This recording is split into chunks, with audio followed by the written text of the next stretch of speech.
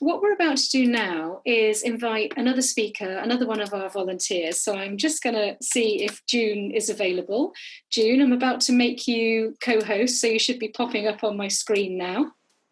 Hooray! Wow, I can't believe that this is working, but it is. Welcome, June, welcome. So June, I'm just going to introduce you a little bit and then hand over to you. So June is one of our interpretation volunteers. She is also the project coordinator for all the display boards that are going to be appearing in what used to be the ladies' pool, but I'm going to hand over to June now, because June, I know you're going to say a little bit about that. So welcome. Okay. The floor is yours. Thank you. Hope you can hear me okay. Yes? Good. Right, fine.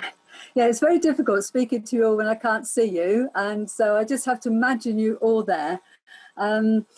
As Sam's just said, my name's June Hannam, and I worked for many years as a historian at the University of West of England. And I first became involved in the pools when I was asked to be a patron of the pools, because I was a history professor at the university, and I was really pleased to do it because it's such an exciting project, as we've heard, where you can put together both the history but also people swimming today. So I think that's pretty unique, really, as heritage goes. And then, of course, recently I got involved in the interpretation group, and in the last few weeks I've been getting together and convening a group of, I think it was 5 other volunteers, and we've been, as I think Sam said before, we've been trying to put together 4 panels called interpretation panels that are going to go in the ladies' pool, and they're going to be a permanent exhibition for people to be able to see objects from the pools, and also some bits of the history and some pictures as well. I don't know if you can remember where the ladies' pool is, but those who can't, you have to, if you imagine yourself standing in front of the crescent of changing rooms, and the ladies' pool is to the very right of those. Used to be full of gardener's tools, I believe, but now is a nice indoor space where we can actually put some of these objects. That's why it's been chosen for the permanent exhibition of these 4 panels. But it's not the only place in the pools that we're going to interpret the history. It's just one of them, and there will be other spaces where that's going to happen as well. So after this, I think, as Sam might have indicated, you're going to be asked to do a survey about your reactions to the panels that we've actually done. You'll be sent an email, you'll have a link to the panels, and Matthew's kindly done a sort of mock-up of these panels, so you can even get a sense of what they might look like. And we want to know your reactions to them. But sort of guiding your reactions, I'm going to talk a bit about how we've come to do what we did, because we are working within, well, I shouldn't call them constraints, should I? Because it's opportunities as well. But there are sort of constraints in which you have to think about how we produce these. So I want you to bear those in mind when you actually have a look at them. And we've heard a lot about interpretation tonight, I think, both from Sam and also from Matthew. And I think everyone will gather that it is something to do with telling the story of the history of the pools. But just to get you to think a bit about why we have to tell the story, because of course we got masses of information about the pools. Some of our researchers have produced a great deal of information over the last few years, and so faced with that, you have to think, how do you make sense of that? How do you decide what's the most important things you want to say about the history of the pools? And that's really what we mean by interpreting the history of the pools. You have to think about what aspects of the story do you want to actually tell visitors when they come to the pool. So there's quite a lot of decision making that goes on about what you actually come up with in the end. And of course, historians faced with the same amount of information will come up with several different interpretations of the pool. So that also has to be managed in a way. You have to think about, you know, which one you're going to come up with, how do you manage different points of view. And so basically, we want to tell the story of the pools, we want to make sense of the story of the pools, and we have to be selective about what we actually say.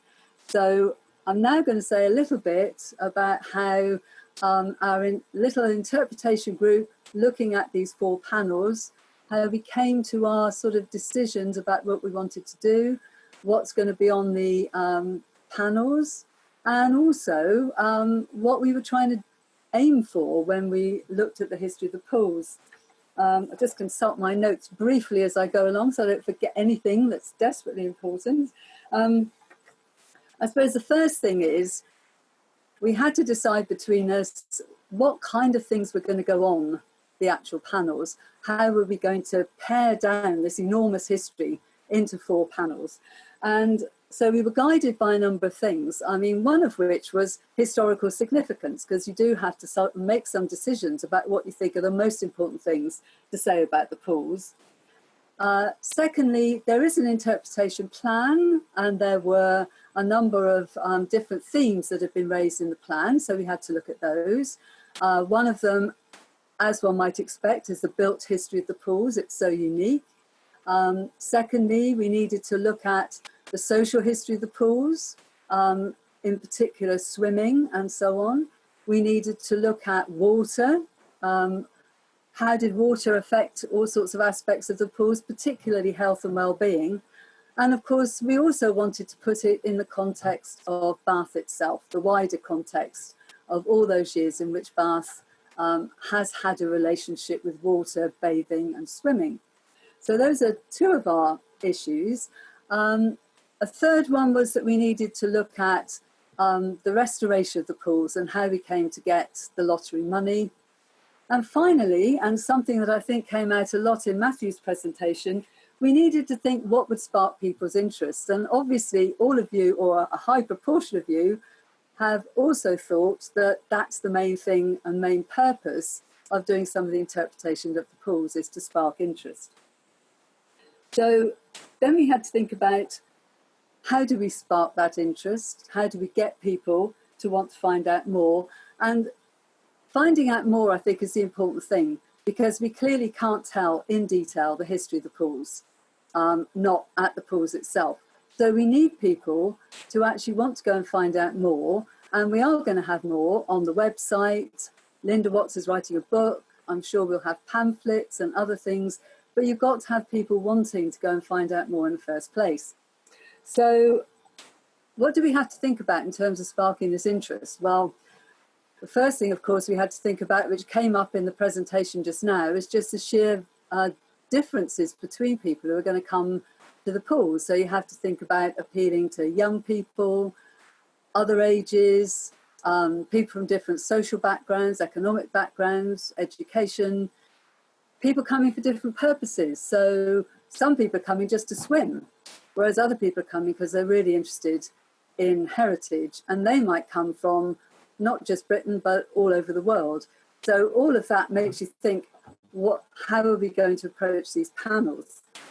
So the first thing was thinking about accessible language. So we don't want to use words and terms that are going to mean nothing to anybody. So that was the first thing.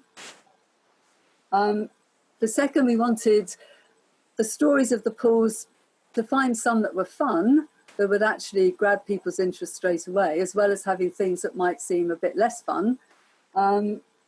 We also wanted to have a variety of things, illustrations, objects, and the text. And just to remind ourselves that not everyone engages with text, so they might actually want to see something else. And we've got some fun objects, such as, the woolen bathing trunks from the 1960s. We've also got the medal that a young swimmer was awarded in the 1860s. So we've got a variety of objects on display and some pictures. We had to be careful with the text.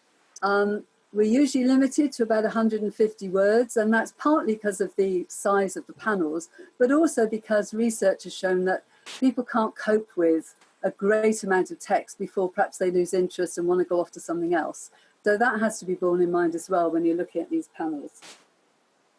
And so those were the kind of things that affected what we put on the boards. And what we did try to do was to try and stay true to the idea we were showing the significant parts of the history of the pools, while at the same time making it fun for people.